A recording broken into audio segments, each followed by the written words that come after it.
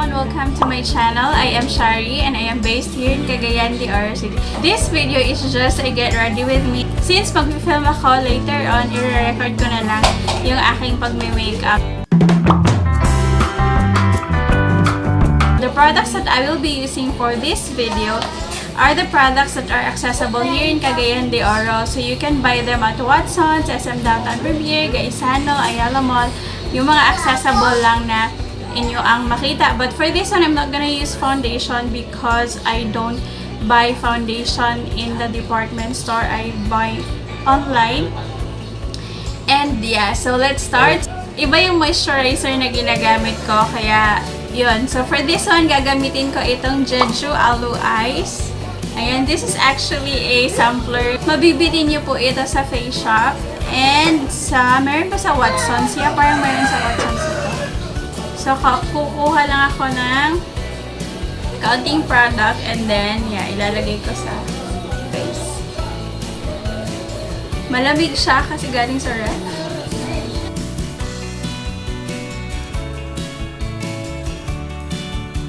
You need to use moisturizer para ma-rehydrate yung inyong skin. So, pagpasensyaan nyo na yung aking kilay. That is normal. After that, yun nga, since hindi ako gagamit ng liquid foundation, I'm gonna use this powder. It's from Maybelline. Yeah, maliit lang siya. Actually, sa pinsan ko to, hiniram ko lang. Kasi nga iba yung kinagamit ko. And yun. So, I will just use the tawag dito, yung applicator. And then, tap lang sa skin. Maputi ba? Hindi naman siya maputi in person.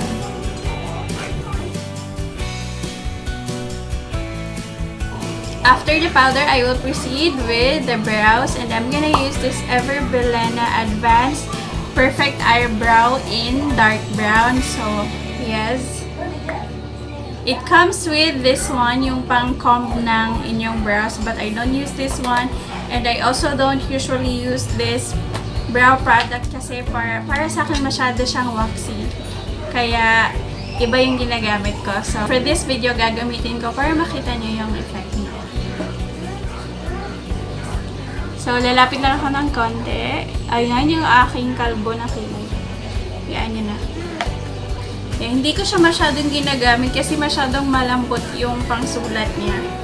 Or baka natunaw lang. Baka kailangang ilagay ko siya sa freezer.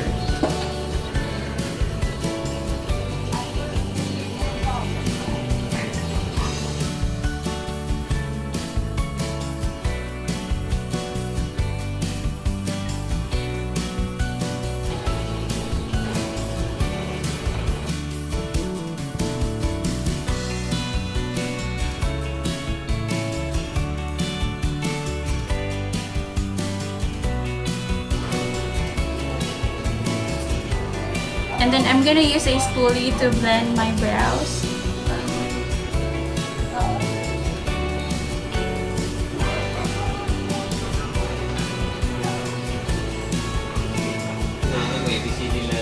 After the brows, I will proceed with the one color eyeshadow na usually na ginagawa ko. I'm gonna use this Vice Aura Blush in the shade Winner. And yeah, yung usual na ginagawa ko, ito lang.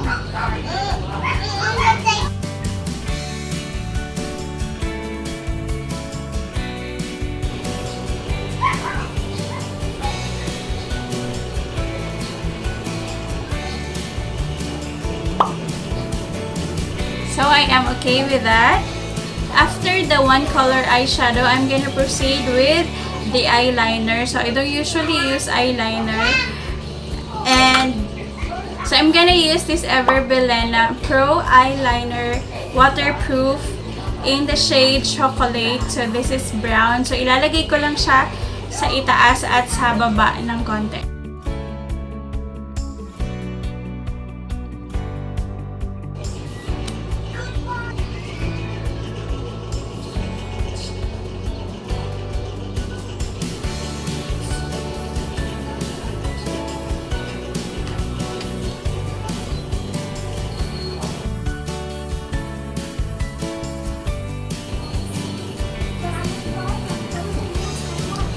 I will proceed with the mascara. So the mascara that I am using is from Maybelline. It's the, where is it?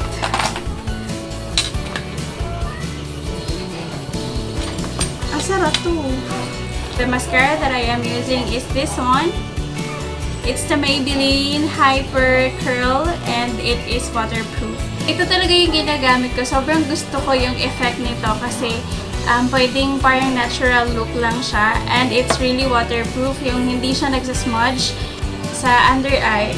I will just curl my lashes and then I will apply the mascara.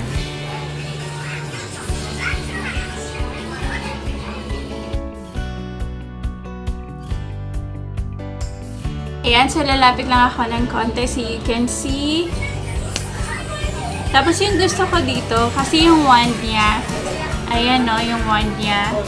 Pa-curve kasi yung wand niya, so nag-fit siya dito sa ating lashes.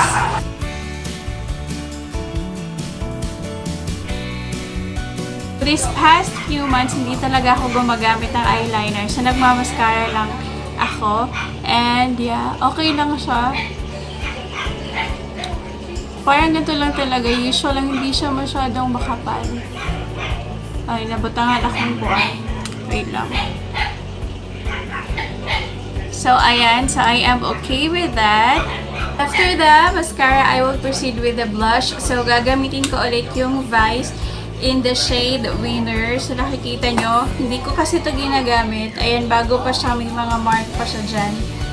Yung star na parang logo ba nila yun. So sa blush, usually ginagawa ko drunk blush. And light lang.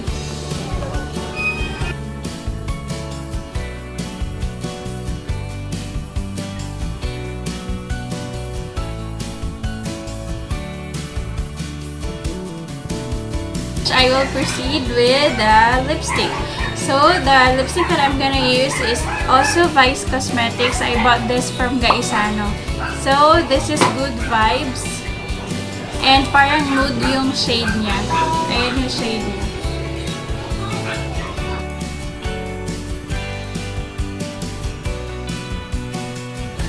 So, ayan, I am already done with the simple makeup look. I hope na may natutunan kayo. At, of course, ma-remake niya rin siya. So, thank you so much sa lahat ng nanonood sa akin. At kung ikaw ay hindi pa nakapag-subscribe, please do click the subscribe button and the bell notification beside it for you to be notified each time na may i-upload ako na video. So, thank you so much for watching. God bless everyone. See you on my next video.